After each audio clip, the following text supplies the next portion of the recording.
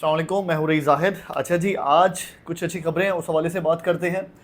ये अच्छी खबर जो है ये रियल एस्टेट के साथ साथ मैं कहता हूँ पाकिस्तान के जितने भी कारोबार हैं, जितने भी बिजनेसेस हैं, जितनी भी इंडस्ट्री है, सबके लिए पॉजिटिव है सिवाय बैंकिंग के। क्योंकि ये एक ऐसी खबर आई है, कल के शरह सूद जो है इंटरेस्ट रेट पाकिस्तान में कम हुआ है 2%। इससे पहले भी अगर हम बात करें, ये चला गया था तकरीबन पिछले साल 22-22.5% तक चला गया था। बहुत बड़ा इंटरेस्ट रेट था ये, और इसकी वजह से ही पाकिस्तान के जितने भी कारोबार थे हमारे, जितने रियल स्टेट हो या इसके अलावा जितनी इंडस्ट्री है, तमाम से पैसा निकल के बैंक में चला गया था। कि इस टाइम एक तो हालात वैसे ही आपको पता है साजगार नहीं थे, दूसरा लोगों की सबसे बड़ी चॉइस यही थी कि भाई बैंक में पैसे डालो, 20-22% रिटर्न कम से कम मिल जाएगा। तो ये एक अच्छा खासा रिटर्न होता है। आप किसी भी बिजनेस से इतना रिटर्न कमा पाएँ तो बहुत बड़ी बात होती है। तो बैंकिंग ने ये इनको, पाकिस्तान की गवर्नमेंट ने दिया, क्योंकि उनको पैसा चाहिए था, बाहर से उनको मिल नहीं रहा था। लेकिन ऐसा ऐसा अच्छी खबरें ये हैं कि 2% कल के दिन में, और वैसे पिछले एक साल के अंदर तकरीबन कोई 5-5.5% शरह सूद कम हो चुका है।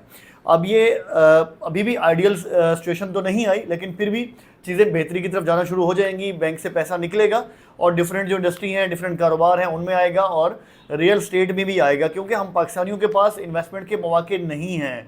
अगर आप बाहर की दुनिया में रहते हो तो आपके पास दर्जनों इंडस्ट्रियाँ खुल जाती हैं, आईटी सेक्टर खुल जाता है, ई कॉमर्स खुल जाता है, आप बहुत सारे स्टार्टअप्स में इन्वेस्ट कर पाते हैं। लेकिन पाकिस्तान में उस तरह का स्ट्रक्चर दिया ही नहीं गया। यहाँ पे लोगों के पास दो ही जगह सेफ होती हैं, या एक स्टॉक एक्सचेंज भी समझ लें कि वहाँ पे भी कुछ लोग जो थोड़ा पढ़े लिखे होते हैं, थोड़ा एफर्ट कर लेते हैं, उनको कोई चांस मिल जाता है स्टॉक एक्सचेंज में भी इन्वेस्ट करने का।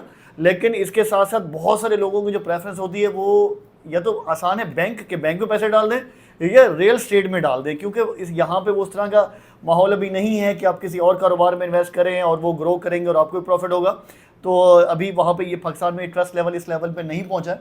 बहरहाल इस टाइम हमें लगता है कि प्रॉपर्टी की मार्केट में चीज़ें बेहतरी की तरफ जाएंगी। एक साथ एकदम बेहतरी नहीं आएगी, लेकिन ऐसा ऐसा ये चीज़ बेहतरी की तरफ जाएगी। जैसे जैसे शरह सूद मज़ीद भी अगर कम होता है, ये 10-12% तक आ जाता है, तो एक अच्छी सिचुएशन बन जाएगी।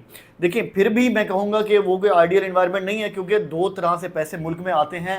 मनी सर्कुलेशन होती है तो आपका मुल्क ग्रो करता है। पहली बात यह कि आपको बाहर से रेमिटेंस आ रही हो, बाहर के मुल्क आपको पैसे दे रहे हो, भले कर्ज की सूरत में हो, इमदाद की सूरत में हो, क्योंकि हम इसी चीज़ में पलते हैं।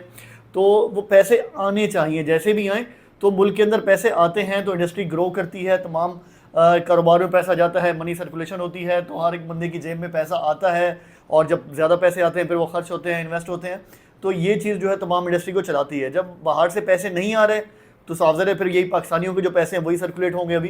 तो बहरहाल कुछ बेहतरी आने की उम्मीद है, और इंशाल्लाह मज़ीद चीज़ें बेहतर होंगी आने वाले दिन। अगर हम ओवरऑल मार्केट की बात करें, इस टाइम पे चीज़ें कुछ बेहतरी की तरफ जाना शुरू हो गई हैं पिछले 2 सालों की निस्बत। लेकिन फिर भी आपकी जो बड़ी मार्केट्स हैं, स्पेशली अगर हम शहर से बाहर की बात करें, कराची के लिए जो हाउसिंग प्रोजेक्ट्स हैं, DHA है या बहरिया टाउन है, या इसके अलावा जो आसपास के और प्रोजेक्ट हैं, तो उनमें अभी भी बेहतरी आना बाकी है। क्योंकि मार्केट का सेंटीमेंट जब तक पॉजिटिव नहीं होगा तब तक चीज़ें बेहतरी की तरफ नहीं जाएंगी। और इस टाइम अगर मैं बात करूँ रियल एस्टेट में, तो बहुत सारे बिल्डर जो हैं वो 0% डाउन पेमेंट्स पे और इस तरह की जो इंसेंटिव्स हैं वो देना शुरू हो गए, और जो लोग दे रहे हैं तो वो अच्छी सेल्स भी कर रहे हैं। तो चीज़ें जैसे जैसे बेहतर होंगी तो इंशाल्लाह हमारा मुल्क भी तरक्की करेगा। बाकी इस वीडियो को एंड करते हैं। आप लोगों की जो सजेशन हो वो भी लाजमी कमेंट बॉक्स में दीजिएगा। Thank you so much. अल्लाह हाफ़िज़।